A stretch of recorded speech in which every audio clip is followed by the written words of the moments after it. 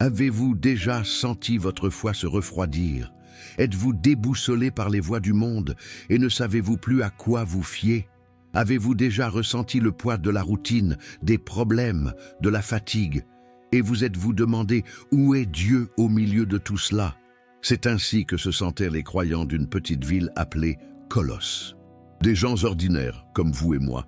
Des ouvriers, des pères, des mères, des jeunes pleins d'espoir, des hommes et des femmes qui avaient appris à connaître le Christ, mais qui, avec le temps, ont commencé à faire face à doutes, philosophie vide et fausses vérités qui essayaient de les détourner de la foi. C'est là qu'intervient la lettre de l'apôtre Paul, une lettre écrite de prison, mais elle était pleine de vie, d'espoir et de force. Une lettre qui s'adressait non seulement aux Colossiens, mais à nous tous, à ceux qui, au milieu du tumulte de ce monde, il nous faut nous rappeler que le Christ est au centre de tout. Dans l'épître aux Colossiens, Paul ne propose ni religion ni ensemble de règles. Il propose une vérité éternelle, que en Christ réside toute la plénitude de Dieu est, qu'en lui vous pouvez trouver liberté, pardon, direction et but. Ce récit n'est pas simplement une histoire du passé, il est le reflet du présent. Car nous avons tous, à un moment ou un autre, ressenti que la vie devient confuse, que nos âmes sont envahies de questions, ou que notre foi faiblit.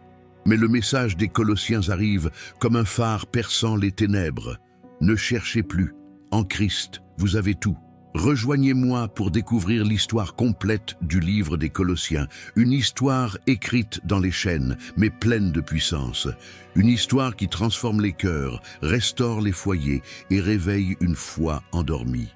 Avant de commencer, je vous invite à faire une pause d'un instant. Si vous aimez les histoires qui transforment l'âme et vous rapprochent de Dieu, abonnez-vous à la chaîne dès maintenant et activez les notifications, car vous y trouverez des histoires qui vous aideront à comprendre la Bible comme jamais auparavant. Et permettez-moi de vous poser une question. Avez-vous déjà eu l'impression que votre foi s'affaiblissait ou que le monde essayait de vous éloigner de vos convictions? Alors, restez jusqu'à la fin de cette vidéo, car aujourd'hui vous allez découvrir l'histoire complète du livre des Colossiens, une lettre écrite de prison, mais pleine de liberté, de force et d'espoir. Aimez cette publication et laissez un commentaire contenant la phrase « Le Christ suffit ». Et de cette manière, nous aiderons davantage de personnes à entendre ce message qui peut changer des vies. Commençons. 1. L'origine d'une église dans un lieu inattendu. Au cœur de l'Asie mineure, entre montagnes arides et routes poussiéreuses empruntées par les marchands avec leurs caravanes, se dressait une ville appelée Colossiens. Elle n'était ni aussi grande, ni aussi puissante qu'Éphèse ou Laodicée, mais ses rues vibraient au rythme des échanges culturels. Grecs, Juifs et Orientaux y vivaient ensemble, partageant leurs idées, leurs religions et leurs traditions. Au cœur de ce carrefour, quelque chose d'extraordinaire commença à se dessiner. Une église dédiée à Jésus-Christ, le Fils de Dieu. Ce qui était surprenant, c'était que Pablo, le grand apôtre des gentils, je n'y étais jamais allé. Ce n'est pas lui qui a prêché le premier à Colosse. La graine de l'évangile a été semée par un homme nommé Épaphras, fidèle disciple de Paul, était probablement né dans cette même région. Il avait entendu le message du salut lors du ministère de Paul à Éphèse, et son cœur avait été embrasé par le feu du Saint-Esprit. De retour dans sa ville natale, il ne put se taire sur ce qu'il avait appris. Épaphras se mit à prêcher avec ferveur. Il parlait du Messie crucifié, ressuscité des morts. Il expliquait qu'il n'était plus nécessaire de chercher le salut dans les sacrifices ou les rituels, car le Christ avait accompli le sacrifice parfait. Jour après jour, son témoignage touchait les cœurs. Hommes et femmes, habitués à vénérer de nombreux dieux, commencèrent à se tourner vers le ciel avec espérance.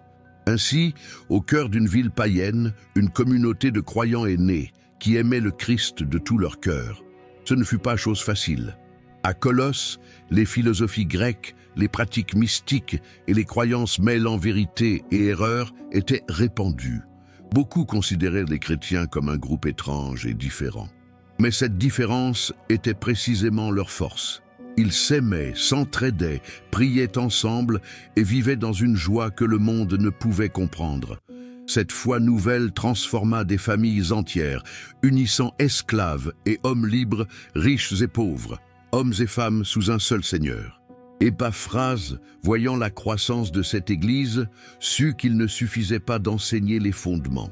Il était nécessaire de les maintenir fermes dans la vérité. C'est pourquoi il leur enseigna ce qu'il avait appris de Paul, que le Christ est au centre de tout, qu'il n'y a de salut en dehors de lui et que sa grâce s'étend à tous ceux qui croient. Chaque rassemblement au Colosse était un moment sacré. Il n'avait ni temple de marbre, ni synagogue luxueuse, mais il possédait quelque chose qu'aucun édifice ne pouvait offrir, la présence vivante de Dieu. Au milieu d'eux, ils chantaient des psaumes, priaient et partageaient le pain et le vin en mémoire du sacrifice de Jésus. Et tandis que leur voix s'élevait, les maisons s'emplissaient de lumière, comme si le Saint-Esprit lui-même descendait parmi eux. C'est ainsi que, dans une petite ville oubliée de l'Empire, commença l'une des plus belles œuvres du christianisme. Une église fondée non par la gloire d'un apôtre, mais par l'obéissance silencieuse d'un serviteur fidèle, Épaphras, ne recherchait pas la reconnaissance. Il voulait seulement que son peuple connaisse le Sauveur. Avec le temps, la nouvelle de cette église parvint aux oreilles de Paul, qui de loin se réjouit d'apprendre que l'évangile continuait de se répandre. À Colosse, une graine avait été semée, et bien que petite, elle porterait ses fruits pour des générations.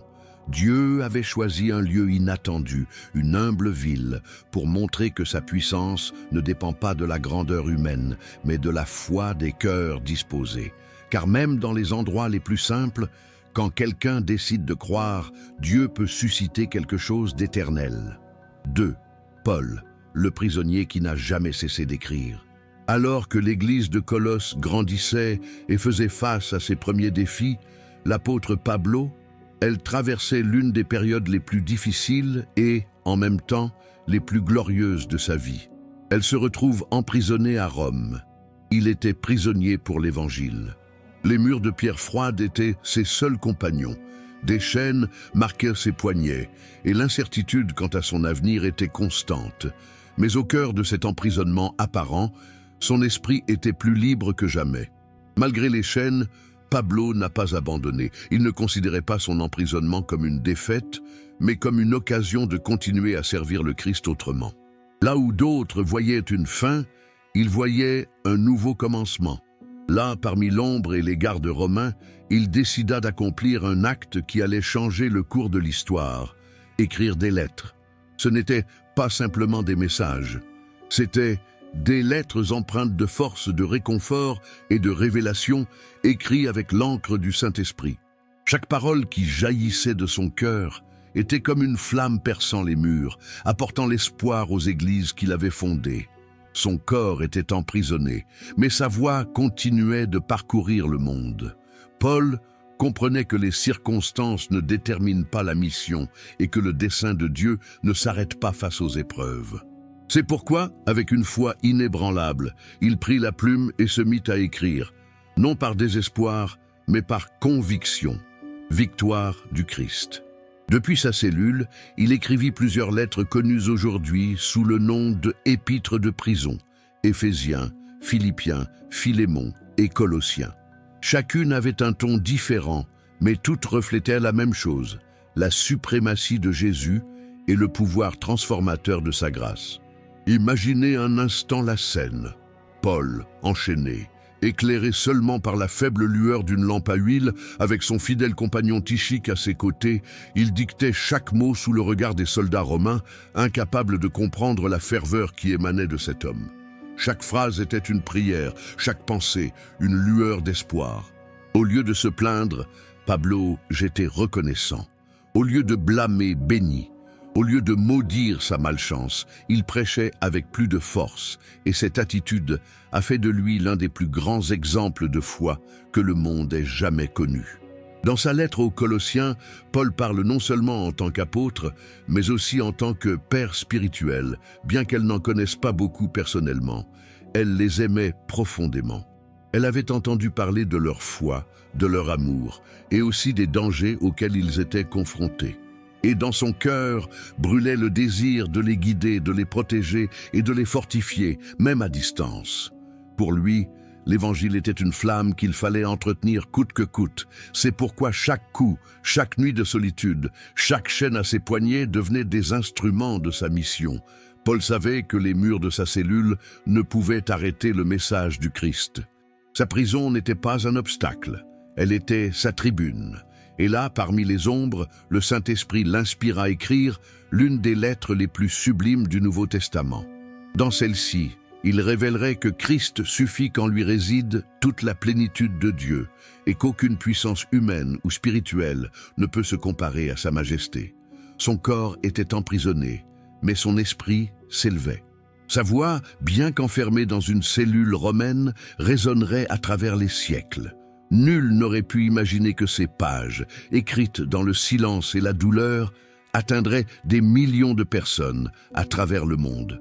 Voilà qui était Paul, un homme qui n'a jamais renoncé, un serviteur qui n'est jamais resté silencieux, un prisonnier qui n'a cessé de gagner des âmes. Sa vie est devenue une leçon vivante sur ce que signifie faire confiance à Dieu, même quand tout semble perdu. Car lorsque le corps est emprisonné, mais que l'âme appartient au Christ, aucune chaîne ne peut arrêter le pouvoir de la foi. Depuis Rome, dans ce lieu de solitude, Paul tissait un héritage éternel par ses écrits. Et l'un de ses joyaux, une lettre adressée à une petite église de Colosse, allait tout changer. 3. Épaphras voyage pour demander de l'aide. L'église de Colosse se développait, mais avec le temps, des problèmes ont commencé à apparaître. Des problèmes qui menaçaient sa pureté spirituelle. Au milieu de l'enthousiasme suscité par l'Évangile et la vie nouvelle en Christ, ils apparurent faux enseignements qui cherchaient à égarer les croyants. Certains enseignants infiltrèrent la foi par des paroles flatteuses et des arguments sophistiqués, mêlant la vérité de l'Évangile à des idées humaines, des traditions religieuses et des philosophies profanes. Ils prétendaient que la foi en Jésus ne suffisait pas, qu'il était nécessaire d'accomplir certains rituels, de respecter des lois anciennes ou de vivre des expériences mystiques particulières pour atteindre le véritable salut. Épaphras, le pasteur et fondateur de cette église, il s'est rendu compte que quelque chose de dangereux était en train de se produire. Il vit les frères perplexes, tiraillés entre ce qu'ils avaient appris sur le Christ et les voix qui cherchaient à les égarer. Certains commençaient à croire qu'il fallait adorer les anges. D'autres affirmaient que Dieu ne pouvait être connu que par une sagesse secrète. C'était le même genre de tromperie contre laquelle Paul avait si souvent mis en garde. Des doctrines qui paraissent spirituelles, mais qui en réalité ne le sont pas. Ils éloignent les gens du véritable évangile. Épaphras ne resta pas passif. Il ne pouvait supporter de voir son troupeau qu'il avait aimé et guidé avec des larmes, s'égarer peu à peu au milieu d'idées étrangères. Son cœur de serviteur le poussa à un acte courageux, parcourir des milliers de kilomètres pour demander de l'aide. Il savait que seul un homme pouvait le guider à ce moment-là, l'apôtre Paul, son mentor, son père spirituel. Le voyage était long et périlleux. De Colosse à Rome, la route traversait mers, déserts et sentiers dangereux. Il n'y avait ni avion, ni navire confortable, ni route sûre. Mais Épaphras n'hésita pas un instant. Le cœur empli de sollicitude pour son Église, il entreprit le voyage, confiant dans la protection divine. Chaque pas, chaque nuit sous les étoiles était accompagné d'une prière. « Seigneur, protège ton peuple. Ne le laisse pas s'égarer loin de la vérité. » À son arrivée à Rome, Épaphras rencontra Paul enchaîné, Paphras, prisonnier pour la cause du Christ, fut accueilli avec joie par l'apôtre. S'ensuivit une rencontre entre deux cœurs ardents pour le royaume de Dieu. Épaphras commença à tout lui raconter. Les progrès de l'Église, les bonnes œuvres de foi et de charité, mais aussi les dangers qui la menaçaient. Il parla des faux docteurs, du légalisme, des philosophies humaines et de ceux qui cherchaient à minimiser la grandeur du Christ en le présentant comme un être inférieur, un simple intermédiaire entre Dieu et les hommes. Paul écouta attentivement, en silence, méditant sur chaque mot. Et quand Épaphras eut fini, l'apôtre leva les yeux et, d'une voix calme mais ferme, il lui a rappelé qu'il n'y a pas d'autre fondement que Jésus-Christ. Il n'y a ni sagesse, ni ange, ni loi, ni tradition qui puisse se comparer à la plénitude du Fils de Dieu. C'est alors que, guidé par le Saint-Esprit, Paul prit la décision d'écrire une lettre à l'église de Colosse, non seulement pour corriger leurs erreurs, mais aussi pour fortifier leur foi. Il savait que le cœur de ces croyants était sincère et qu'ils avaient seulement besoin de recentrer leur attention sur le véritable cœur de l'Évangile, Christ, le Seigneur de tous. Épaphras resta quelque temps auprès de Paul, le servant, priant avec lui et voyant comment l'apôtre, toujours emprisonné, il continua à prêcher avec force et espoir. Ce temps passé ensemble fut un baume pour son âme. Pendant que Paul dictait la lettre, Épaphras priait avec ferveur pour son Église. La Bible dit qu'il luttait dans la prière pour les Colossiens, Colossiens 4,12, et cette expression décrit parfaitement son cœur, un homme qui ne combattait pas avec des armes, mais avec la foi. Imaginez un instant la scène. Dans une cellule de prison romaine, le cliquetis des chaînes se mêle aux paroles qui changent le cours de l'histoire. Paul dicte, Tychique écrit, et Épaphras, les yeux clos, intercède pour son peuple. Il ne demande ni richesse, ni succès, ni gloire. Il implore simplement, « Seigneur, qu'il demeure ferme dans ta vérité, qu'il ne se détourne pas de toi. » Cet amour pastoral, cette fidélité, ont touché le cœur de Dieu, car lorsqu'un dirigeant prend soin de son peuple, le ciel l'entend. C'est ainsi que naquit la lettre aux Colossiens, la douleur d'un berger et la sagesse d'un apôtre inspiré par le Saint-Esprit. Quand Épaphras revint enfin à Colosse, il emporta avec lui un trésor, la parole vivante que Paul leur avait écrite. Dans ces lignes se trouvaient les réponses, la correction, l'espérance et le rappel le plus important qu'un croyant puisse recevoir. Le Christ est tout ce dont nous avons besoin. Son voyage ne fut pas vain.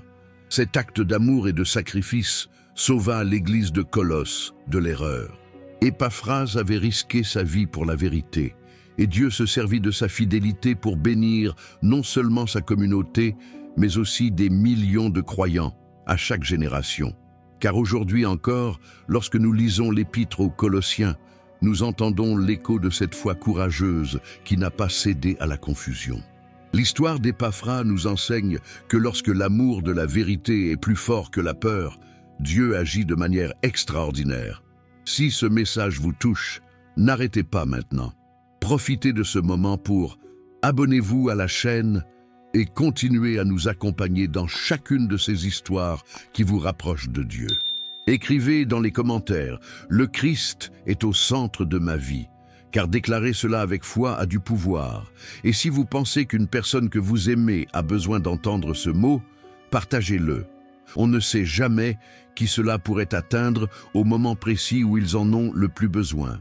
Continuons, car la suite, l'histoire complète du livre des Colossiens, elle vous révélera une vérité capable de transformer votre vie. 4.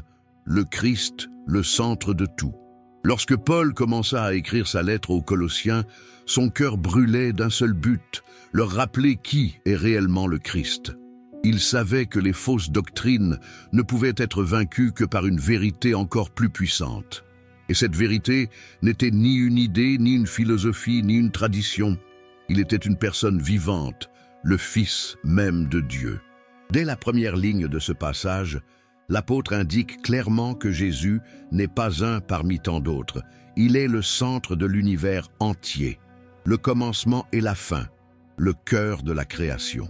Paul écrit avec des mots qui touchent encore aujourd'hui ceux qui les lisent. Il est l'image du Dieu invisible, le premier-né de toute la création, car c'est par lui que tout a été créé. Ce qui est dans les cieux et ce qui est sur la terre, le visible et l'invisible, trône, souveraineté, principauté, autorité. Tout a été créé par lui et pour lui. Colossiens 1, 15, 16. Ces paroles furent comme un éclair dans les ténèbres. Les faux docteurs parlaient d'intermédiaires, d'anges et d'esprits qui reliaient l'homme à Dieu. Mais Paul répond avec fermeté, il n'y a pas d'intermédiaire, car en Christ, tout est déjà accompli. Il n'est pas seulement le chemin, mais l'origine même de toute existence. Imaginez les croyants de Colosse entendant cette lettre pour la première fois. Réunis dans une maison modeste, leurs visages attentifs éclairés par des lampes à huile, quelqu'un lit à haute voix les paroles de l'apôtre. Tandis que la voix résonne, l'atmosphère se remplit de recueillement. Chaque phrase est comme une révélation. Jésus n'était pas seulement un prophète, ni un sage. Jésus est le visage visible du Dieu invisible. En lui, l'Éternel s'est fait homme et le divin a habité parmi les hommes. Paul continue d'écrire avec une profondeur céleste. Il dit que tout a été créé par le Christ et pour le Christ. Cela signifie que rien, ni les cieux, ni les étoiles, ni les anges, ni les hommes, n'a de sens en dehors de lui. Tout ce qui existe trouve sa raison d'être en lui. Et de plus, il ajoute quelque chose qui change complètement notre vision du monde.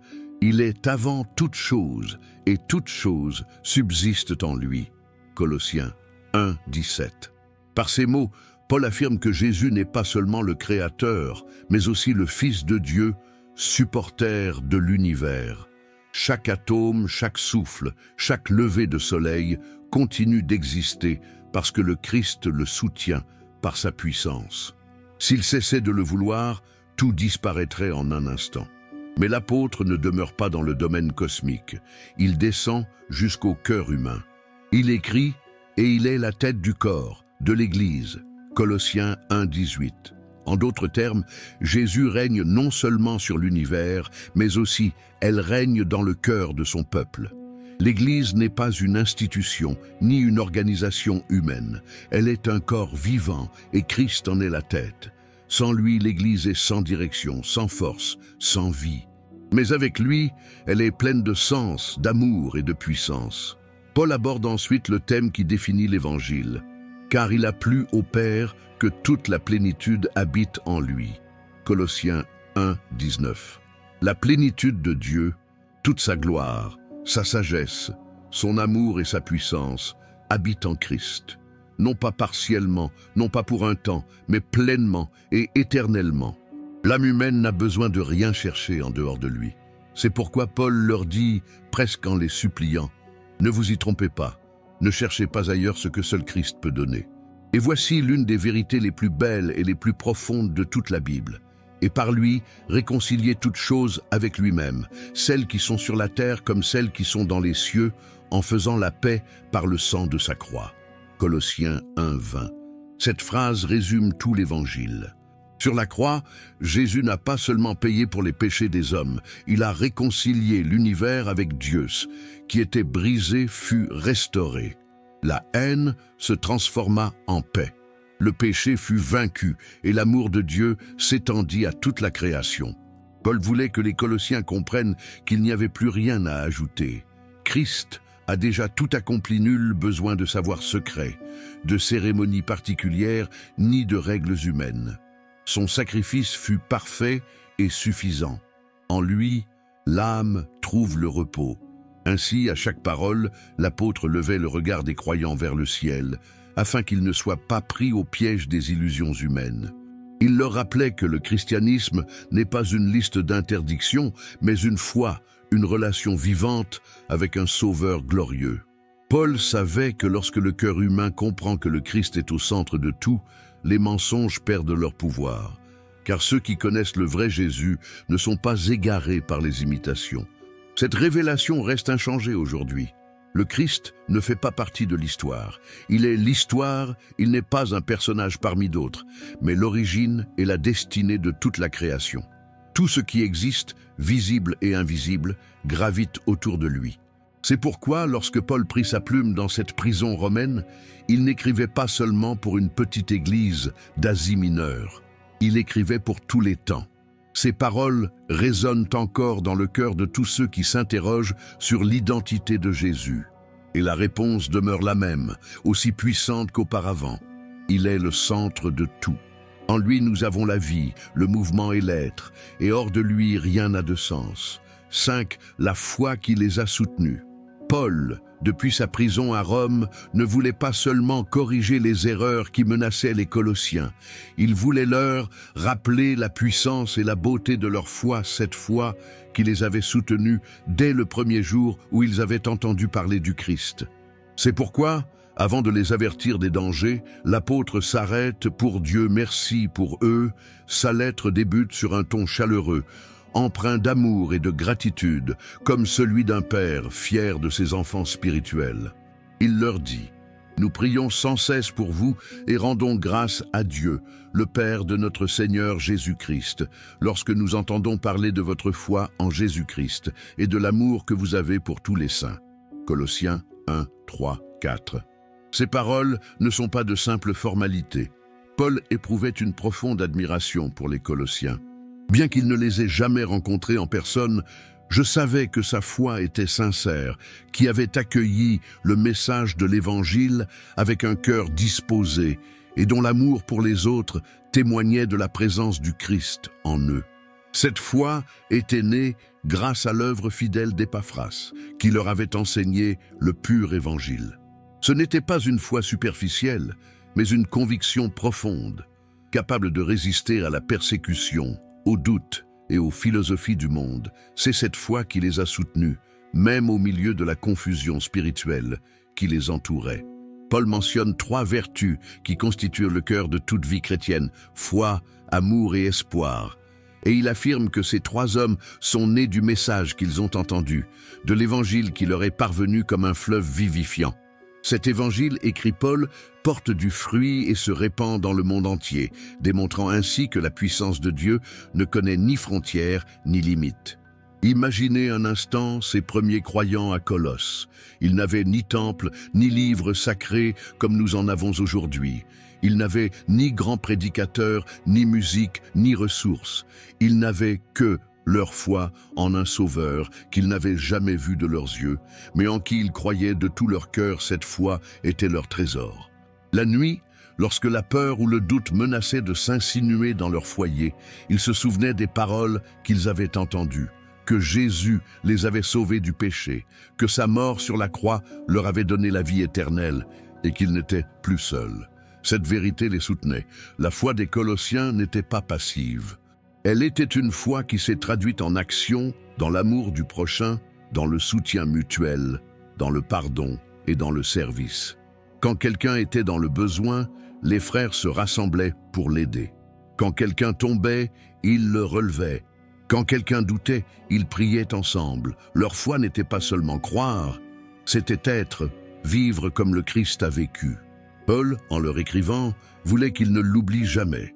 Il leur rappelle que leur foi n'est pas le fruit de leurs propres efforts, mais le résultat de la grâce de Dieu. Ils ne l'ont pas méritée par leur propre mérite, mais elle est le fruit de la grâce divine.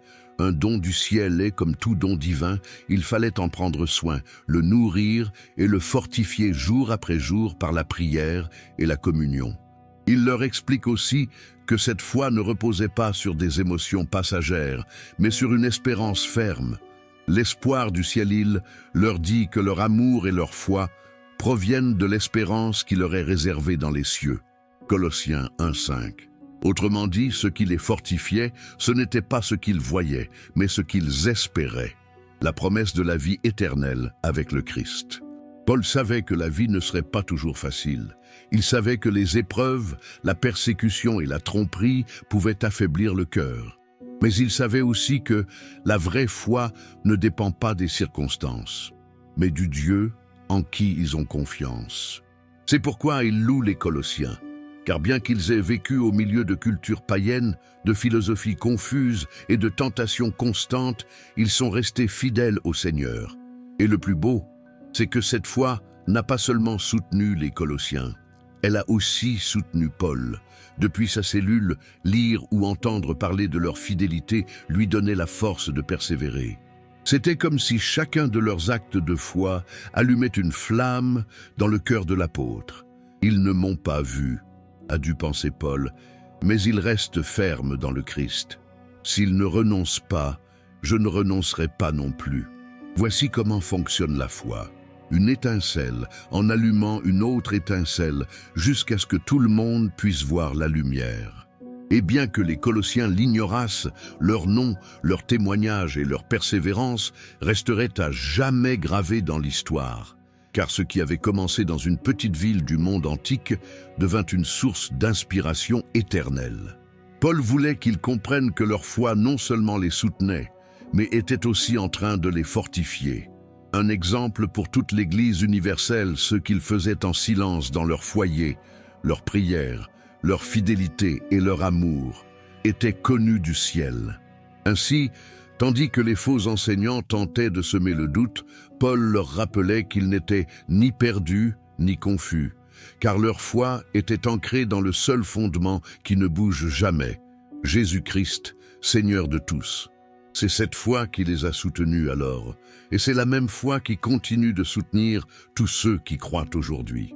Une foi invisible, mais profondément ressentie, qui ne s'impose pas, mais transforme, qui ne faiblit pas, mais grandit, même quand tout semble s'y opposer.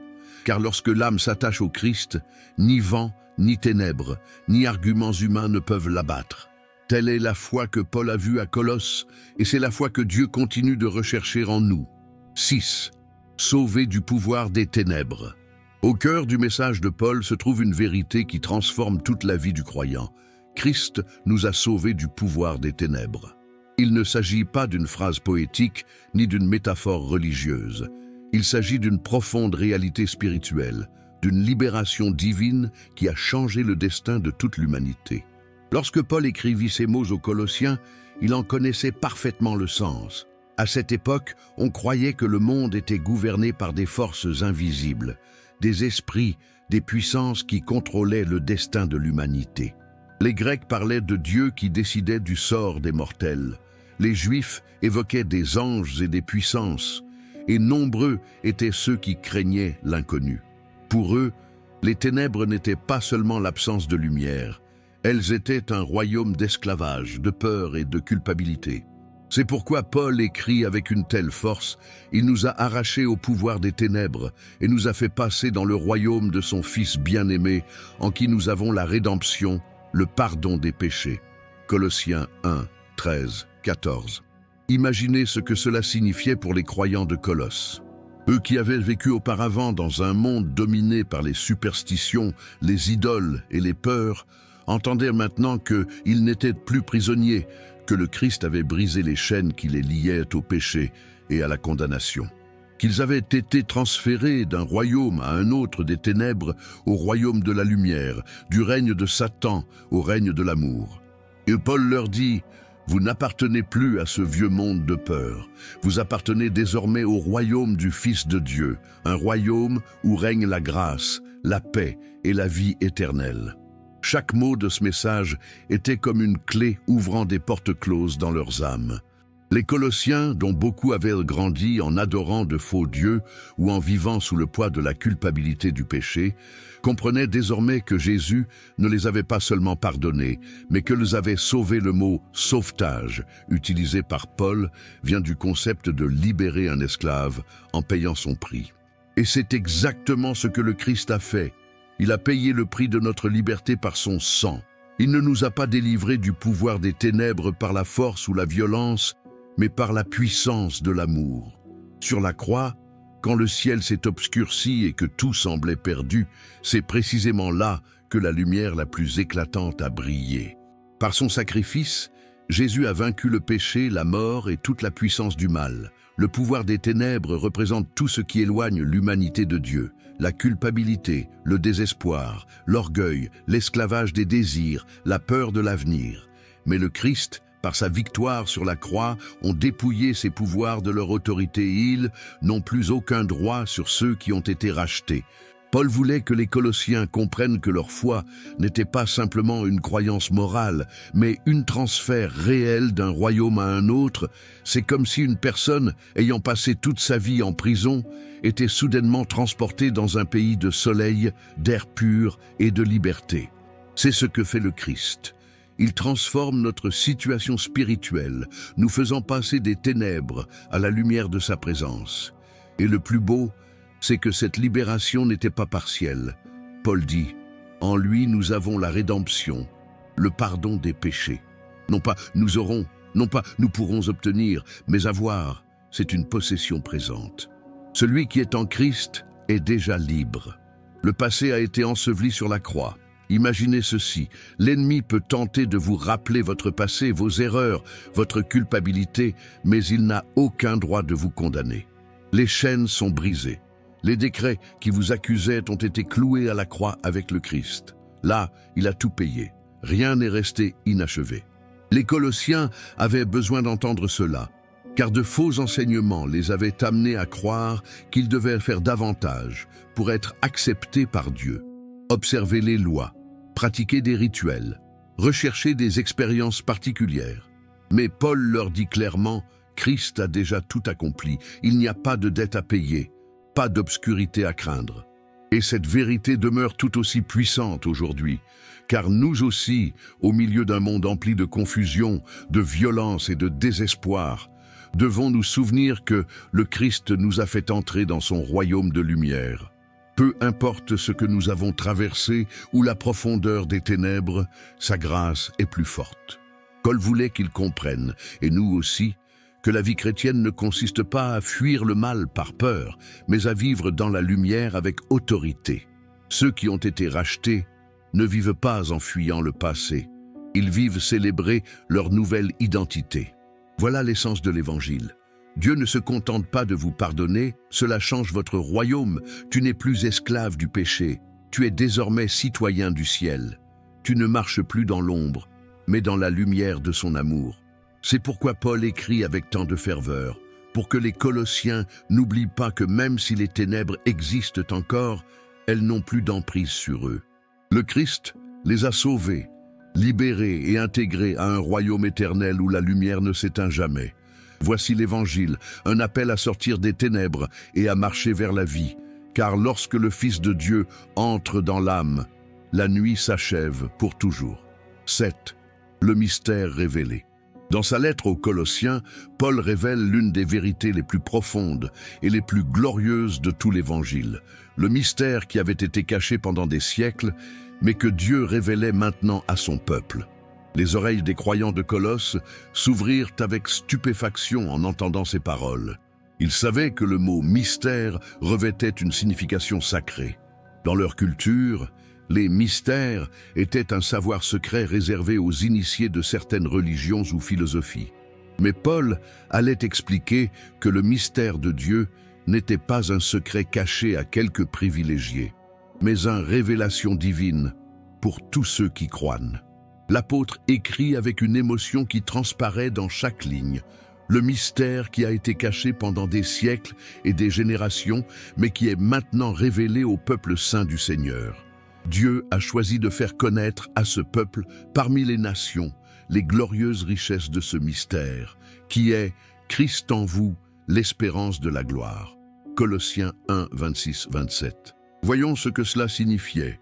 Pendant des générations, prophètes, sages et rois avaient aspiré à comprendre les desseins de Dieu. Israël avait vécu des siècles dans l'attente de la venue du Messie, le Sauveur promis. Les Écritures parlaient de lui, mais comment et quand il viendrait demeurait un mystère. Et maintenant, Paul, depuis sa cellule, déclarait avec certitude que ce mystère avait été pleinement révélé en Jésus-Christ. Imaginez l'impact de ces mots. Le Christ en vous, l'espérance de la gloire. Il ne s'agissait pas seulement de croire en Christ, mais de haïr le Christ vivant en eux.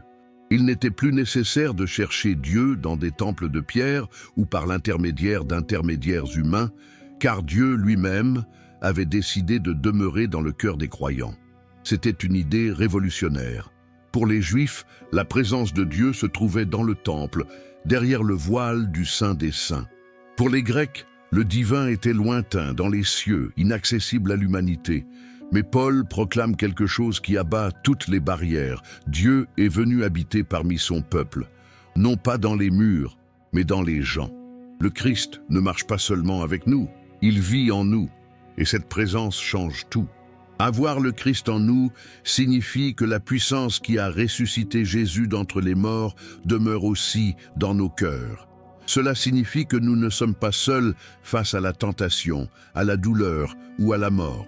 Le Christ en nous est force dans la faiblesse, lumière dans les ténèbres et espérance au milieu du désespoir. Paul voulait que les Colossiens comprennent que l'Évangile n'était pas une religion froide, ni une liste de commandements, mais une relation vivante avec le Dieu éternel qui demeure dans l'âme. Ce mystère révélé ne pouvait être compris ni par les sages du monde, ni par les puissants de l'Empire, car il échappe à la compréhension de l'Esprit, il est révélé par l'Esprit. C'est un trésor caché qui ne s'ouvre qu'au cœur humble. Et le plus impressionnant, c'est que ce mystère n'était pas réservé uniquement aux Juifs. Paul dit « parmi les païens ». Cela signifie que le salut de Dieu a été ouvert à toutes les nations sans distinction. Ce qui, pendant des siècles, avait semblé réservé à un seul peuple, s'étendait désormais à toute l'humanité. Les Colossiens, qui n'étaient pas juifs, participaient à ce miracle. Eux qui avaient été jadis si loin, étaient désormais héritiers de la gloire éternelle.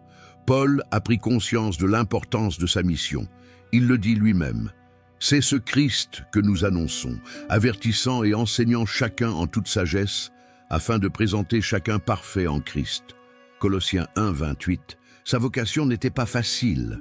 Enseigner ce mystère signifiait affronter le rejet, la persécution et la souffrance. Mais Paul ne se plaignit pas. Au contraire, il considérait cela comme un privilège.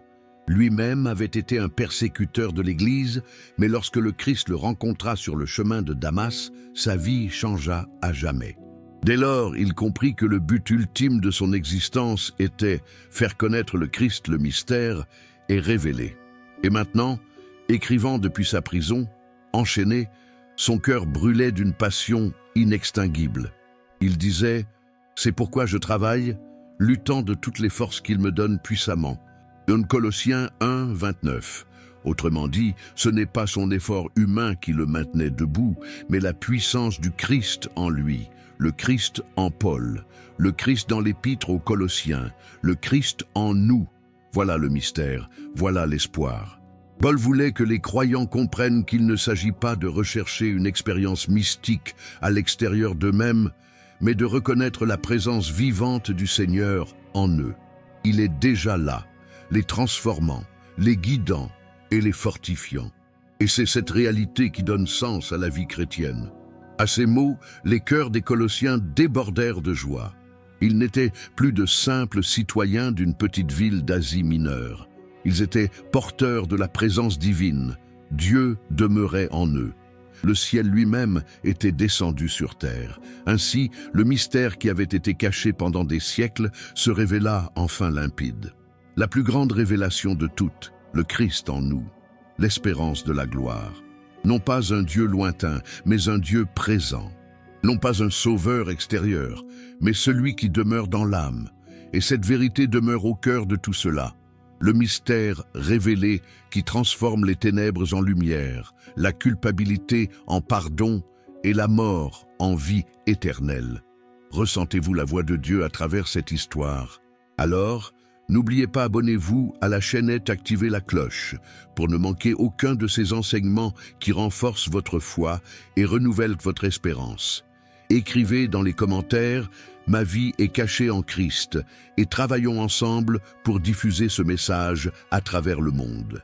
Et si vous connaissez quelqu'un qui a besoin d'entendre cela aujourd'hui, envoyez-lui cette vidéo, il pourrait s'agir du mot qui changera votre vie. Restez jusqu'à la fin, car la suite vous révélera la suite. L'une des vérités les plus puissantes du livre des Colossiens. 8. Méfiez-vous des faux enseignements. Alors que la lecture de la lettre de Paul se poursuivait dans cette petite église de Colosse, l'atmosphère devint électrique.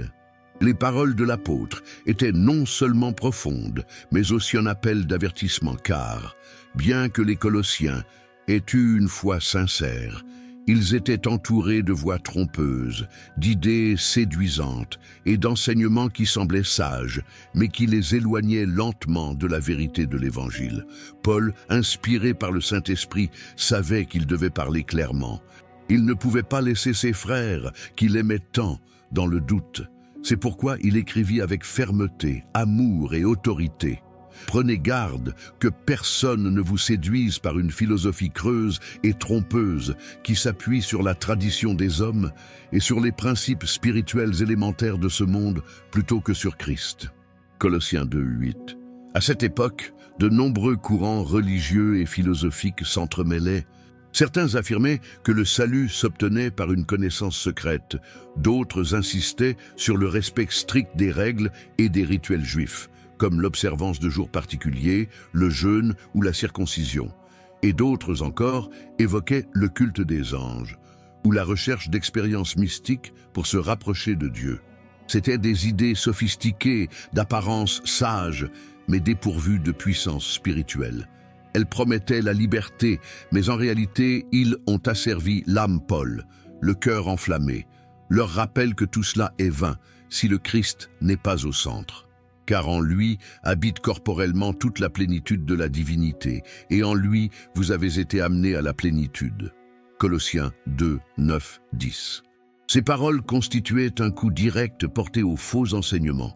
Il leur dit « Vous ne manquez de rien.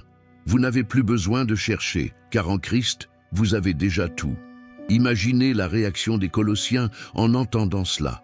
Certains auraient pu commencer à douter, d'autres auraient pensé devoir redoubler d'efforts pour mériter la faveur de Dieu. Mais à l'écoute des paroles de l'apôtre, un profond soulagement a dû parcourir l'assemblée. Ils sont complets en Christ. Cette vérité libératrice était plus forte que n'importe quelle philosophie humaine. Paul leur explique que toute la vie du croyant est liée à l'œuvre de Jésus. Qu'en croyant en lui, ils étaient circoncis spirituellement non par la main de l'homme, mais par la puissance de l'esprit. Cette circoncision du cœur signifie que leur vieille nature a été retranchée, que le péché n'a plus d'emprise sur eux. Cela leur rappelle aussi la signification du baptême. Ayant été ensevelis avec lui par le baptême, vous êtes aussi ressuscités avec lui par la foi en la puissance de Dieu, qui l'a ressuscité des morts. Et des Colossiens 2, 12. Chaque parole de Paul est chargée d'images puissantes. Il leur dit « Vous êtes déjà morts au péché avec Christ. Vous êtes déjà ressuscités avec lui à une vie nouvelle. Ne retournez pas aux chaînes du passé. » Cependant, le danger des faux enseignements n'était pas seulement théologique, mais aussi émotionnel. Ces enseignants manipulaient la culpabilité et la peur. Ils affirmaient que quiconque ne suivait pas leurs règles ne pouvait plaire à Dieu. Et beaucoup, par crainte, s'efforçaient d'obéir aux règles humaines, croyant ainsi se rendre plus saints. Pablo déconstruit ce mensonge grâce à une vérité convaincante. Il a effacé l'acte dont la dette subsistait contre nous et dont les ordonnances subsistaient. Il l'a annulé en le clouant à la croix. Le Colossiens 2, 14. Quelle image puissante! Paul décrit comment le Christ a pris cette liste de culpabilité, ce registre de péchés qui nous condamnait, et l'a cloué à la croix. Par son sacrifice, il a effacé toute dette spirituelle. Il n'y a plus de condamnation, plus de culpabilité. Ce dont l'ennemi accusait, Jésus l'a détruit à jamais. Paul pousse ensuite le message encore plus loin. Ayant dépouillé les principautés et les autorités, il les a publiquement livrées en spectacle, triomphant d'elles par la croix. Colossiens 2, 15. Autrement dit, non seulement il a payé nos dettes, mais il a vaincu les forces du mal au moment où il semblait vaincu. Jésus a triomphé. La croix n'était pas sa défaite, mais sa victoire éternelle. Par là, Paul affirme clairement qu'aucun rituel, aucune loi, aucune expérience mystique ne peut ajouter quoi que ce soit au sacrifice du Christ. Il a tout accompli. C'est pourquoi il dit « Que personne donc ne vous juge à propos de ce que vous mangez ou buvez, ou au sujet d'une fête, d'une nouvelle lune ou d'un sabbat. » Colossiens 2, 16. Tout cela n'était que l'ombre de ce qui allait arriver, mais la réalité se trouve en Christ. L'apôtre brosse un tableau spirituel saisissant. Christ est la tête, et l'Église est son corps. De faux docteurs ont tenté de séparer les croyants de cette tête, les rendant dépendants de règles, de visions ou de révélations humaines. Mais Paul insiste. La véritable croissance ne s'obtient qu'en restant unis au Christ. Et sur un ton ferme, presque pastoral, il conclut son avertissement. Si vous êtes morts avec Christ aux principes élémentaires du monde, pourquoi, comme si vous apparteniez encore au monde, vous soumettez-vous à ses règles. Ne prenez pas, ne goûtez pas, ne touchez pas. Colossiens 2, 20, 21. Il leur rappelle que ces règles peuvent paraître pieuses, mais qu'elles ne transforment pas le cœur. Seul le Christ en est capable. Les pratiques extérieures peuvent discipliner le corps, mais seul l'Esprit Saint renouvelle l'âme. Paul n'écrit pas ces choses pour humilier qui que ce soit, mais pour libérer-le. Il souhaite qu'ils comprennent que la vie chrétienne ne consiste pas à vivre par peur, mais par amour, non par imposition, mais par gratitude, non par règle, mais par la relation. L'apôtre savait que l'ennemi ne paraît pas toujours mauvais. Souvent, il se déguise en lumière, avec des enseignements qui semblent spirituels, mais qui égarent loin du centre. Le Christ lui-même, c'est pourquoi son message est si clair. Méfiez-vous des faux enseignements. Et aujourd'hui encore, ces paroles restent d'actualité. À chaque génération, de nouvelles philosophies, de nouvelles idéologies et de fausses promesses surgissent, tentant de remplacer l'Évangile. Mais la vérité demeure, le Christ suffit. Il est le chemin, la vérité et la vie. Il n'y a pas de connaissance plus élevée ni de révélation plus profonde que de le connaître. Tout le reste n'est qu'ombre, illusion ou bruit. Ainsi, Paul laisse un message éternel qui continue de résonner dans le cœur des fidèles. Ne cherchez pas à l'extérieur ce qui réside déjà en vous. Ne vous asservissez pas aux lois humaines, car le Christ vous a libérés. Et n'échangez pas la vérité éternelle contre de vaines paroles, car celui qui a le Christ a tout. 9. La circoncision du cœur. Lorsque Paul écrivit aux Colossiens au sujet de circoncision du cœur, il ne parlait pas d'un simple symbole religieux, mais d'une profonde transformation de l'âme. À cette époque, la circoncision physique était une pratique sacrée pour le peuple d'Israël. C'était le signe visible de l'alliance entre Dieu et Abraham, une marque sur le corps qui distinguait les enfants de la promesse. Mais Paul enseigne maintenant quelque chose de totalement nouveau, quelque chose qui va au-delà de la chair et du rituel, une circoncision spirituelle accomplie par le Christ lui-même au sein de l'être humain. L'apôtre explique clairement: en lui, vous avez aussi été circoncis d'une circoncision non faite de main d'homme. Tout ce qui était charnel en vous a été dépouillé par la circoncision du Christ. Colossiens 2, 11. En d'autres termes, Paul dit: ce n'est pas le corps qu'il faut retrancher, mais le cœur. Car ce qui sépare l'homme de Dieu, ce n'est pas la peau, mais le péché qui demeure en lui. Le Christ n'est pas venu pour mutiler le corps, mais pour le guérir, brise les chaînes de l'âme, pour libérer l'humanité de sa vieille nature asservissante de péché. Imaginons la scène spirituelle que Paul décrit. Avant de connaître le Christ, le cœur humain était recouvert d'une couche d'orgueil, de culpabilité et de désir charnel. C'était un cœur endurci, fermé à l'amour de Dieu. Mais lorsqu'une personne reçoit Jésus, ce cœur s'ouvre par la puissance du Saint-Esprit, l'ancien disparaît, le nouveau commence. C'est comme si Dieu lui-même accomplissait une opération divine, éliminant tout ce qui empêche sa vie de circuler en nous. Paul rappelle aux Colossiens que cette transformation ne vient ni des hommes ni de leur tradition, mais du sacrifice du Christ. Au moment où Jésus est mort sur la croix, son sang a non seulement purifié les péchés, mais a aussi ouvert la voie à une vie nouvelle, une vie où le cœur humain peut être la demeure de Dieu. La circoncision spirituelle donc est un signal invisible, mais puissant. Cela ne se voit pas avec les yeux, mais se ressent dans chaque action, chaque pensée, chaque changement d'attitude. Lorsque le Saint-Esprit ôte le vieil ego et place en nous un cœur nouveau, nous ne vivons plus pour nous-mêmes, mais pour le Christ. Paul relie également cette vérité à l'abaptême, qui représente la mort et la résurrection avec le Christ.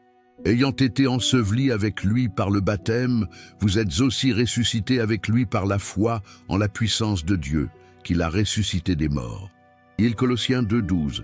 Quelle image puissante! Paul dit que, tout comme Jésus a été enseveli et est ressuscité, le croyant traverse lui aussi ce même processus spirituel. Au moment où une personne remet sa vie à Christ, sa vieille nature, pleine d'orgueil, de péché et de peur, est symboliquement ensevelie. Et lorsqu'elle sort des eaux du baptême, cela signifie le début d'une vie nouvelle. Voilà la vraie circoncision. Non pas une incision physique, mais une transformation interne. C'est mourir au passé pour vivre une vie nouvelle, guidée par l'Esprit.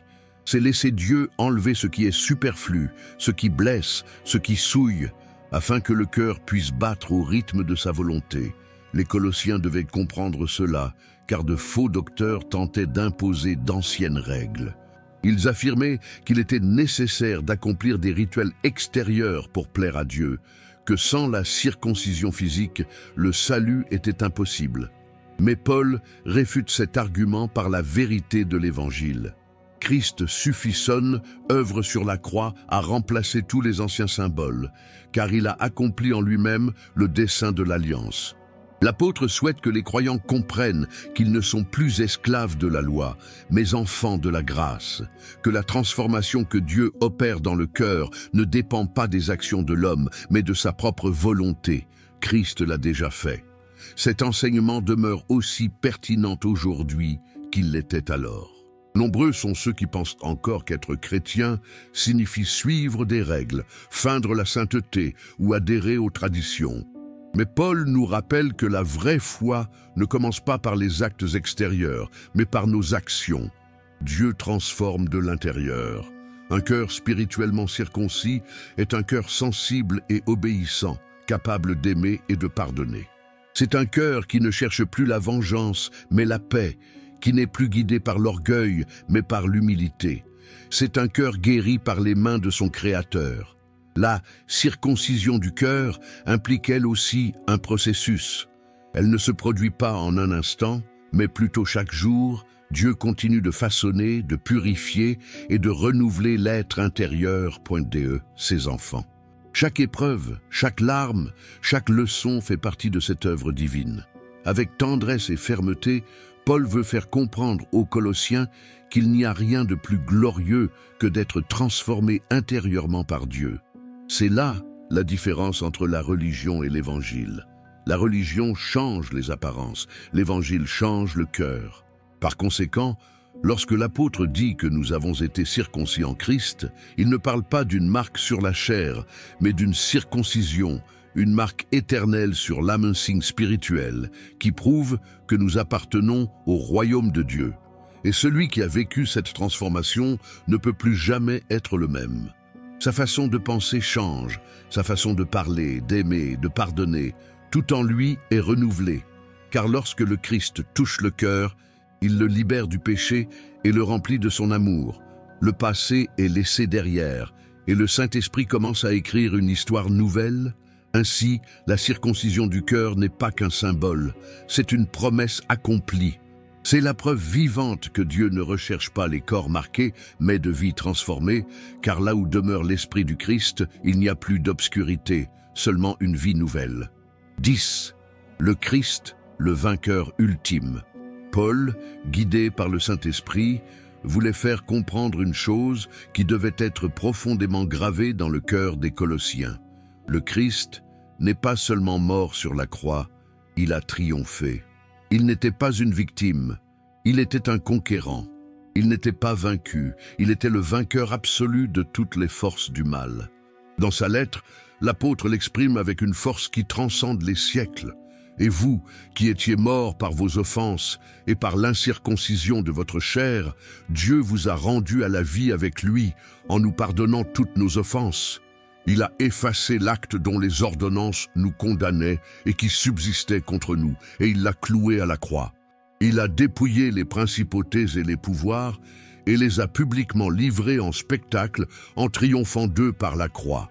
Colossiens 2, 13, 15. Arrêtez-vous un instant sur ces mots. Il les a exhibés publiquement. Paul décrit une scène glorieuse. Dans l'Antiquité, lorsqu'une armée en vainquait une autre, le général rentrait dans sa ville en triomphe. Derrière lui marchaient des ennemis vaincus, enchaînés et humiliés devant tous, et la foule célébrait la victoire. C'est précisément ce que le Christ a fait sur la croix, affirme Paul. À première vue, cela ressemblait à un moment de défaite. Le Sauveur était suspendu à la croix, couronné d'épines, couvert de sang. Les soldats se moquaient, les chefs religieux célébraient, le ciel s'obscurcissait. Mais ce que les yeux humains percevaient comme la fin, c'était en réalité le début de la plus grande victoire de l'histoire. À ce moment-là, lorsque Jésus s'est exclamé « Tout est accompli », il n'abandonnait pas, il était proclamant la fin de la guerre. Sa mort n'était pas une tragédie, c'était une victoire. Là, sur la croix, le Christ-il a désarmé les principautés et les puissances aux démons, aux ténèbres, à toute puissance spirituelle qui a asservi l'humanité depuis la chute d'Adam. Le registre des décrets qui nous condamnaient, cette liste de péchés, d'erreurs et de culpabilité, a été scellée par son sang. Chaque mensonge, chaque trahison, chaque larme causée par le péché a été effacée par son sang. Il n'y a plus de condamnation pour ceux qui croient en lui. Imaginez la scène dans le monde spirituel. L'enfer pensait avoir gagné, mais au moment où le corps de Jésus fut élevé sur la croix, une lumière éternelle a percé les ténèbres. Les portes de l'abîme tremblèrent et le rugissement de la défaite résonna parmi les démons.